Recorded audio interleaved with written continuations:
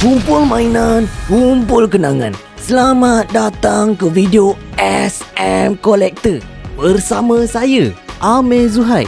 Hari ini macam biasa, kita akan fokus bahagian kenangan. Enjoy pada suatu hari.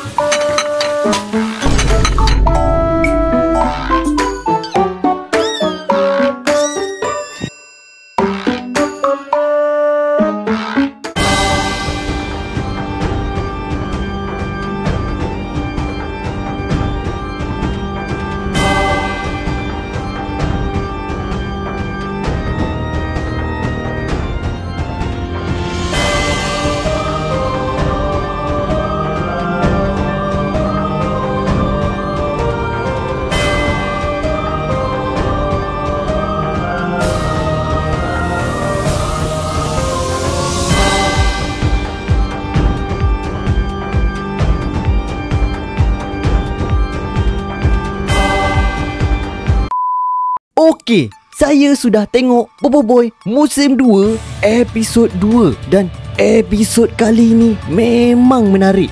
Sejujurnya, episod kali ni memang ingat. Cuma itulah sebab dekat TV dulu banyak iklan dalam satu slot episod. So, episod tu dia jadi lama sikit. Rasa janggal pula sebab sekarang bila tengok full episod terus dapat iklan. Baru puas hati bila tengok. Tak ada nak tunggu iklan apa semua. Lepas tu, dalam episod kali ni memang dia bertemakan horror ataupun bak kata si Pro, berhantu. Tapi best. Dari segi penceritaan, kita dapat lihat karakter seperti Gopal dan Pro menyebarkan pasal cerita seram rumah berhantu dekat lorong masa nak balik sekolah tu. Yang Pro ni pula, adakah patut dicuba yakinkan Adudu untuk jadikan hantu sebagai partner untuk kalahkan Bobo Boy? Si Encik Bos ni pula percaya bulat-bulat cakap Pro. Tak pasal-pasal kena belasah dengan Fang punya kuasa harimau bayang. Yang si Gopal pula, dia sanggup lalu jalan jauh semata-mata hendak elakkan rumah berhantu tu. Lepas tu, bila Bobo Boy ajak siasat rumah berhantu tu, sanggup je hendak pergi semata-mata nak rekod video viral untuk internet. Memang menghiburkan.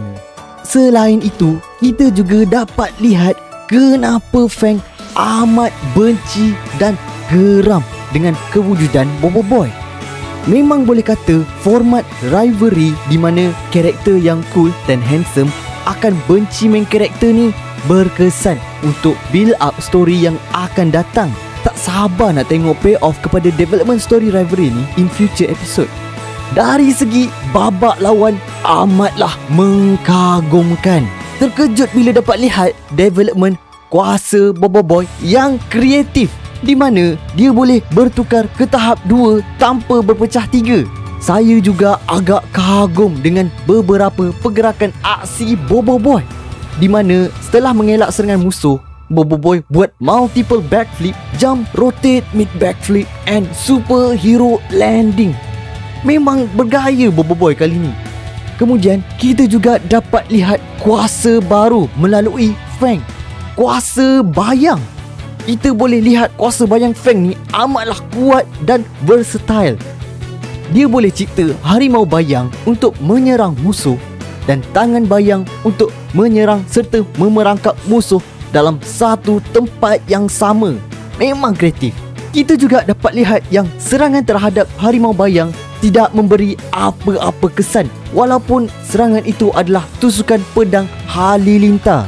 Kiranya Bobo Boy perlu serang Fang directly untuk mendapatkan damage.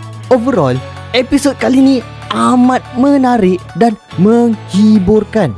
Kerenah Pro dan Gopal dalam episod kali ni memang buat saya kerap ketawa semasa menonton episod ni.